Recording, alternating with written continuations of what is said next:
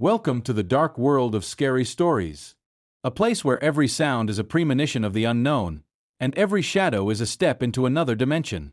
If you're ready to open the door to the scariest secrets, subscribe to the channel and don't forget to hit the bell, because the scariest is yet to come. Turn on the light and let's beg. They were burned, destroyed. But at that moment, the ground where the house had stood just moments ago began to crack. Huge fissures appeared on the surface, and distorted figures started to emerge from them, similar to those they had seen in the cave. They seemed like part of this place, and their movements were mechanical, as if they had long since lost their souls. It was them, the Cartwright family members, but not in the form they remembered. Their faces were altered, their bodies burned, transformed into something dark and formless. They moved slowly but relentlessly, as if reclaiming everything around them. "Don't stop!" Alex shouted, grabbing everyone by the hands and pulling them forward. "We need to escape." It seemed the earth was swallowing more and more. The Cartwrights, now transformed into shadows, slowly closed in on them, as if trying to bring back what they had left behind in their home. They all felt how each step brought them closer to inevitable death. And still, despite this, they ran. A few minutes later, they saw light coming from below, from the other side of the hill. It was a small old house, looking like an ordinary rural cottage. But reaching it was no easy task. Their legs were growing weaker, and each breath felt like their last. "We have to get to that house," Jason shouted as one of the Cartwright shadows nearly grabbed his leg. They dashed toward the house, and surprisingly, they reached it. The doors were open, and a faint light burned inside. But as they entered, they immediately realized that this was not a place of refuge. Inside, there was the same grim feeling as in the Cartwrights' house. Only one elderly woman sat by the fireplace, calmly gazing at them with her sharp, penetrating eyes. "You're fugitives," she said coldly, not lifting her gaze from the fire. "I know what you're afraid of. This place belongs to them, and this place will not let you rest." Samantha shuddered at her words. "Do you know them?" she asked. The woman slowly turned, her gaze filled with strange calm. She silently nodded. "Everyone who enters here becomes part of this story. They were created to destroy. And what you've survived is only part of their plan." Her words struck like thunder. Now they all understood. They hadn't escaped the trap. They had fallen into another, even more horrifying one. "What do we do?" Alex asked, his heart pounding like a hammer in his chest. The woman slowly stood up and walked toward them. "There's only one way. You must destroy the source. But remember, they will always follow you. They are already here." At that moment, the door slammed shut, and darkness engulfed the room. In the flames of the fireplace, the faces of the Cartwrights began to melt. This was yet another trial testing their strength, but now it was clear. Their journey would not end until they uncovered the terrifying secret of this place. The darkness inside the house was thick and heavy, as if it was pulling each of them into its depths. Only the faint glow from the fireplace provided some light, but it wasn't enough to fully see all the details. Every movement sounded too loud, as if the echo reverberated off the walls. The woman standing before them was silent, her gaze seemingly penetrating their very souls. "How do we destroy the source?" Jason asked, trying not to let the fear show in his voice. He was ready for any terrible truth, but not for the realization that they had fallen into an even greater trap. The woman slowly smiled, but her smile was not friendly. It was cold and ominous. "You must find their heart. The heart of this place. It is hidden in the very center, where no living person can pass without becoming part of this world. I was one of them, and I lost everything when I tried to escape." Everyone fell silent, feeling her words tear through the air. Samantha asked the question they were all afraid to hear. "How can we pass without becoming part of this place?" The woman sighed, her gaze darkening, and she took a step forward. "You must leave your humanity behind. Leave behind everything you once loved and cherished. Because if you don't surrender it fully to this place, it will take you, and what you consider life will no longer be the truth." But before they could respond, the sound in the room grew louder again. That low whisper, as if it was coming from the earth itself, mixing with a heavy rumbling that echoed outside the windows. They needed to act. But how? They all looked at one another and realized they had no choice. no matter how terrifying it seemed. They had to embark on the search for that very heart, the thing that kept this place in darkness. And they could only find it through the dark corridors and dungeons where light could not penetrate. They were on the edge now, with no way back. If we don't make it, we won't just lose ourselves. We'll lose everything, Alex said, his eyes locking onto his friend's. And all we've been through will have been for nothing. The woman nodded, her gaze empty once more. Here is the map. But remember, the place you're looking for is constantly changing. Your goal is not just to find it, but to conquer this local connection. If it takes you, there will be no way back. She handed them an old, scorched map. It marked the underground labyrinth leading to the very heart of the house. However, the map itself was strange. The symbols on it seemed displaced, and some parts didn't match what they saw around them. You can't trust the map, the woman said with a terrifying expression. Everything here changes constantly. But I believe you can make it. How will we find our way out if the labyrinth keeps changing? Lily asked, her voice trembling with despair. The woman nodded, as if knowing this moment was inevitable. She smiled bitterly. This place wants you to stay here forever. But if you take your fate into your hands, it will allow you to leave. Meanwhile, the sound of the fire in the fireplace grew quieter, and behind them, the doors that had been opened began to slowly close again. Though they understood they couldn't stay here much longer, they knew, even in this world, they had nothing left except each other and this last hope. "We're going," Jason said, stepping toward the door. As soon as they crossed the threshold, the ground beneath them shook again. This was not a natural movement. It was something else, something supernatural. They found themselves in the very center of the labyrinth, which seemed to lead only into darkness. And then, new figures appeared before them. These shadows were taller and looked even more terrifying than the ones before. They seemed to be made of darkness itself, moving on their own. "Don't run!" The woman's voice called from the darkness as the figures approached. "You must stop and pass through their dark hearts. They fear light. Only then can you break free."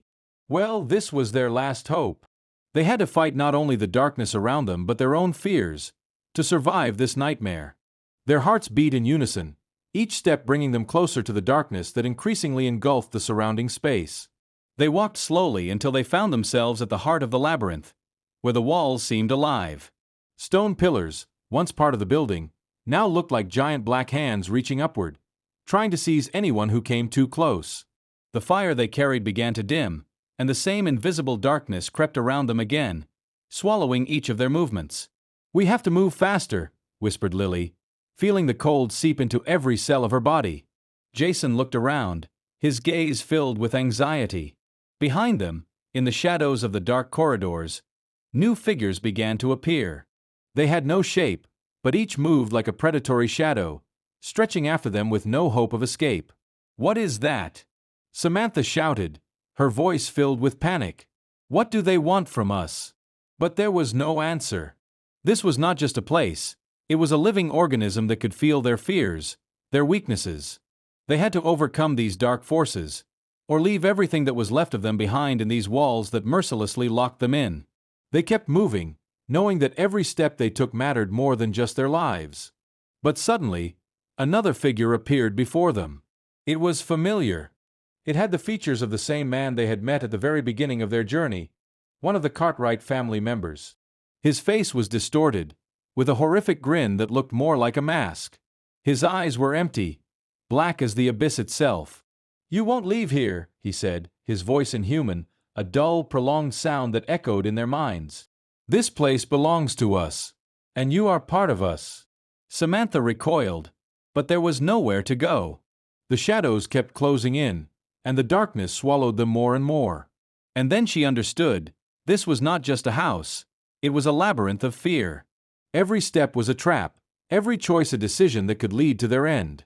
"How do we stop all of this?" she asked, looking helplessly at the woman who had once given them the map. The woman merely shook her head. "You can't stop it, but you can destroy it. You must reach the very center. And there, where it all began, destroy it. Otherwise, it will chase you forever. It is the heart of this place, and it holds the power that keeps you trapped." They exchanged a look, and they all understood there was no other choice. They had to move forward, no matter their fears.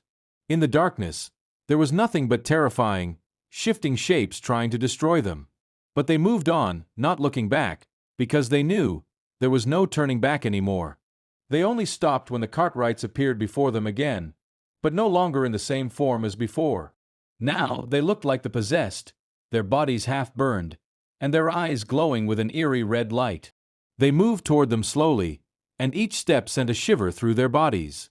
"Don't run," the woman said again. "Here you must stop and overcome your fear. They cannot stop you if you do not let them." And then it became clear. The key to salvation was within themselves. They had to stop being afraid, stop running. Only then would the shadows retreat.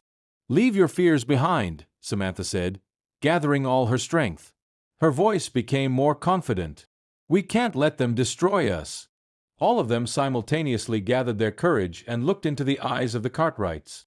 The fire they carried suddenly flared brightly, and the darkness recoiled, torn apart by the light they carried within. It was a moment of victory. Or was it just the beginning? The darkness began to melt away, leaving only emptiness. But this was not the end. They were still standing at the heart of this place, and even though the light from their fire was stronger than the darkness, they felt that this was not yet the victory.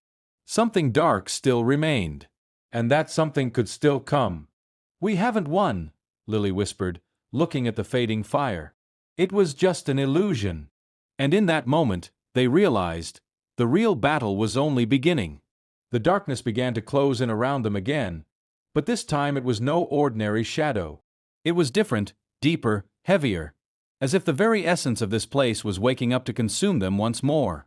The light of the fire started to dim, and with each step they took forward, it weakened, as if the surrounding environment was swallowing it. They all felt the ground beneath their feet growing soft, as if it wanted to swallow them into its depths. "Don't stop!" Alex shouted, but his voice was muffled, like an echo fading into the void. "We can't stop now." Each of them wore a look of sheer terror. They moved forward, trying not to look back, but every movement felt heavy and slow, as if they were wading through thick, sticky liquid. Their breath became labored, and the air was saturated with something that made their skin ache from even the slightest contact with it. And then, suddenly, from the darkest corner of the labyrinth, a new figure appeared before them. It was both horrifying and a sign that this was no accident. Its face was distorted, yet somehow familiar. It was the mother from the Cartwright family, but her body had been transformed into something far worse. She was massive, her arms unnaturally long, and her skin looked dead and darkened, as if it had been cruelly dried out. "Did you think you escaped?" Her voice was cold and sharp, like the ringing of a broken bell echoing in the darkness. "Your soul already belongs to us, and you will not escape." Samantha trembled at her words.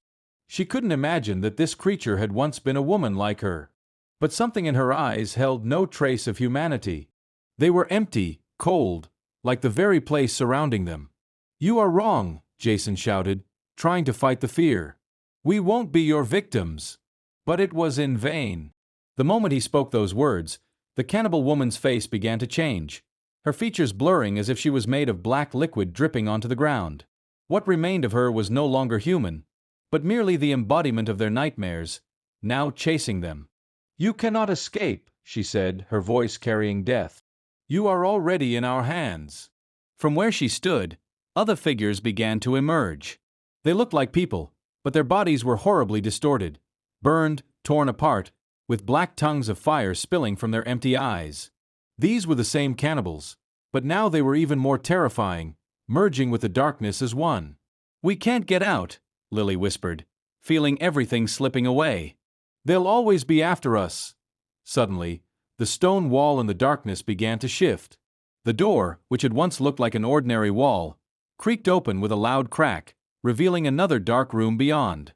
It was much larger than any they had been in before, and at its center stood something enormous. It was black as the abyss itself, and from it emanated a cold that consumed everything in its path.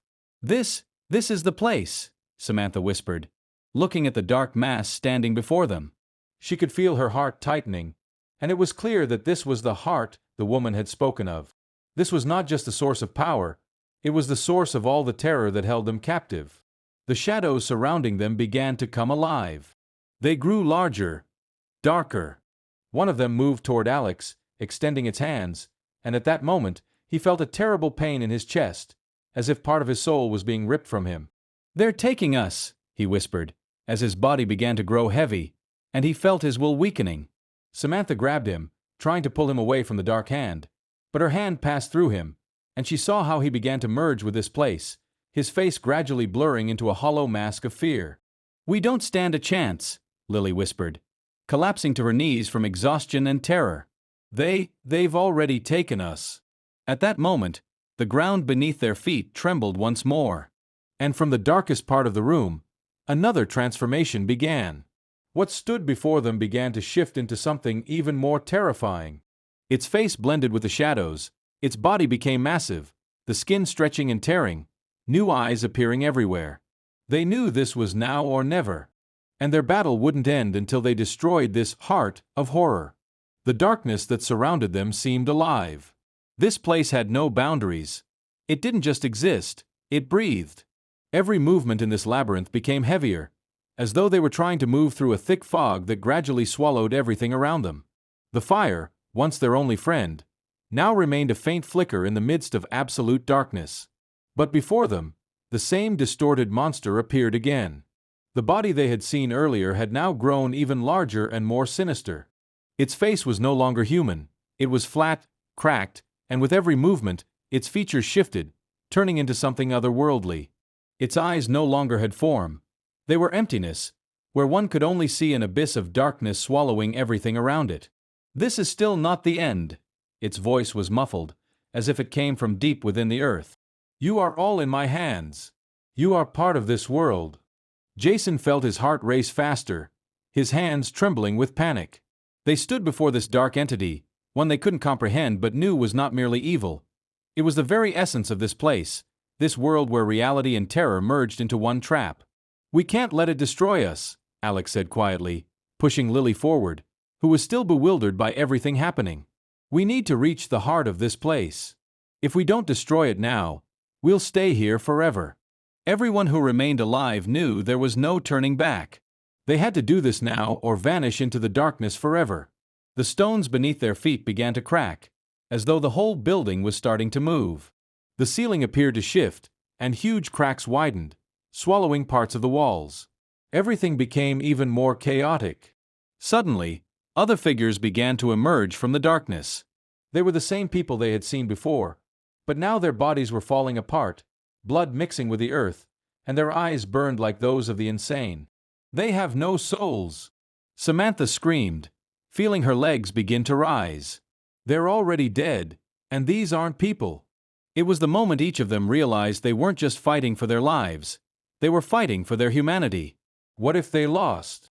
What if they became part of this place that devours all who try to escape? They couldn't let that happen. Before them, the very essence of this place appeared again, a massive black mass that was more than just a physical body. It moved like a living organism, its layers spinning around them, and now they stood inside this endless circle.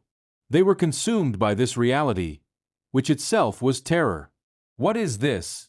Jason asked, feeling his consciousness begin to fade, as if they were becoming part of this dark substance. "This is your future," a cold voice echoed. "All who have come here have become part of us. You will be with us forever." But then something unexpected happened. A bright flash erupted from the center of the dark mass. It was their only chance. The fire they held in their hands flared, like the last hope. Without thinking, Samantha hurled it into the very heart of this entity. The fire was bright and terrifying, like a sun destroying everything in its path. And though it was only an illusion, it seemed as if the light tore through every layer of darkness, every shape, every horrific sound that filled the space. Their hope for victory came alive again. But something was wrong. What they felt wasn't just purification. It was like a battle with time itself, with existence itself. The monster's body began to spin, its eyes clouded, and then everything exploded into an endless void. They saw the ground beneath their feet crack, and the walls around them began to collapse. They couldn't tell if they had won or if this was just a new beginning. But before them stood a dark, infinite emptiness, and they were certain of one thing: if they didn't destroy this now, it would return. And perhaps this time, they wouldn't escape. They fell to their knees, realizing that another battle might take their last strength. And they moved forward. The darkness was everywhere. It pierced not only the air but their very essence.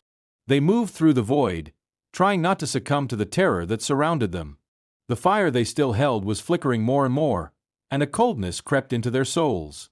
They no longer knew where they were or how much time had passed since everything began. Suddenly, a new figure appeared before them, its outline barely discernible in the dark. It was a man, tall, with harsh facial features reminiscent of one of the cannibals. But this time, he was not distorted, his gaze calm, even coldly friendly. "You don't understand," he said softly, his voice barely a whisper, one that could not be heard beyond the limits of this nightmare. "This place, it has always existed. Did you think you could destroy it? You are just part of its cycle." Lily's heart tightened with fear as she heard those words. She looked at the others, and in each of their eyes, she saw the same terror. They were trapped, caught in a loop, and this cycle could repeat over and over. They had no chance. "How can this be?" Jason asked, his voice growing weaker. We destroyed everything. We destroyed the heart of this place."